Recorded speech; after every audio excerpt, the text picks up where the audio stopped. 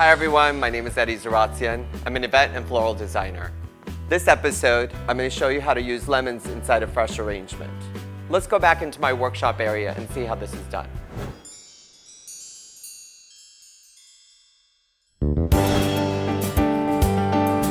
Today, I'm going to be showing you how to use lemons in an arrangement. I'm going to start with a vessel. I'm going to use 2. Then I'm going to take a floral foam. I'm going to cut it 3/4 based on the size of the container, like so. Take the other pieces, yank them in there like so. I'm going to cut at an angle, just so I can get kind of a smooth surface. Then I'm going to go back and I'm going to use my floral tape. First, I go around the base, like so. And basically I'm doing a crisscross on the center of the container, like so. See that? Now I'm going to fill it with water. You can have this pre-soaked, but I prefer to do the preparation of the foam first, and then it's easier for me to work. And let's pretend this is all watered up. Let me show you the second one as well. And this one I'm going to use half based on the size of the container. Yank it in there like so. Snip the corners. Also, the purpose of doing this is that when you're re-watering the foam after the arrangement's done, you don't have spillage over the container. So let me finish off with doing my second container and doing the tape on it.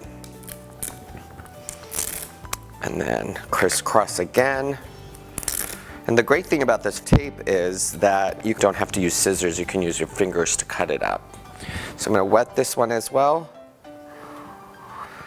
And then I'm going to show you how to insert the lemons. Now I'm going to take some of my wooden hyacinth sticks and I'm going to cut it in 3/4. Here you go. Then I'm going to take my lemons and I'm going to insert them in, like so,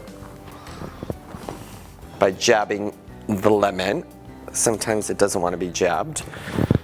And you can always take a piece of knife and do a little split on it like that if you want the insertion to be easier, like so. Makes it much faster. Now that I have all the lemons, so I'm going to use about 10 in here.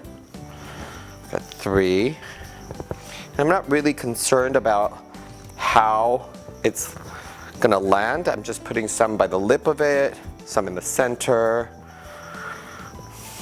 And it can be different heights if you want. Now that I've got the lemons in this one, I'm going to do the larger one with about 15 as I guesstimated. So now that I've got almost all the lemons in here, I'm going to take some green foliages and splitting the stem into 3s. I'm going to start with the lip underneath the container. First I want to cover this tape part of it. I don't want my mechanics to show how I did it. Lemons and some greenery. Look how stunning this looks. I'm going to go back and layer the second one. So let's take the same greenery that I did for the first one. I'm going to start with the bottom lip of the container just to cover my mechanics and my tape. And the good thing about using just greenery and lemons is that this will probably last you a long time. And even if you do fresh flowers in it and the fresh flowers die, you're still going to have the greenery and the lemon left behind, which is really fun. So it's kind of an evolving arrangement, right?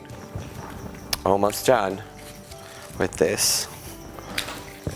You can leave this like so, which I think it looks incredible, just even as even a bridal shower or a brunch that you're doing at your house. But I'm going to take my flowers. Let's start with the little one, and then I'm going to do yarrow.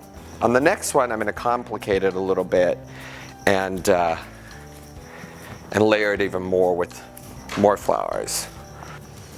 So now that we've got the yarrow all situated in here, I'm going to check one more time and make sure my mechanics are not showing in here.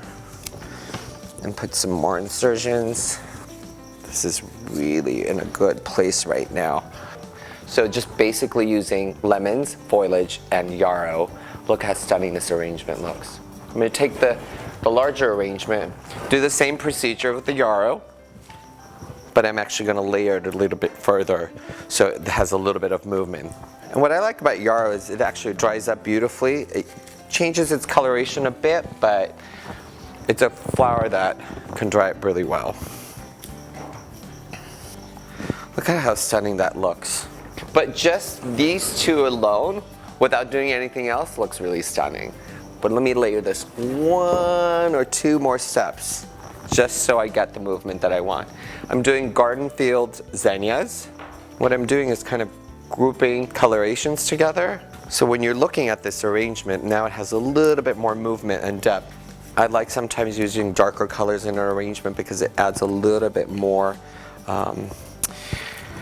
color and depth into it. It's almost like a painting, right? You don't want anything to be a flat, all yellow. Doesn't make it interesting. Doesn't want people to see it and want to go next to it. So I'm taking that and I'm actually adding a little bit more movement and layer again on that third step. Amazing. And you can pair this up together or you can do it separately. But for more information on my video tutorials, go to my YouTube channel, Zaratsian. See you next time.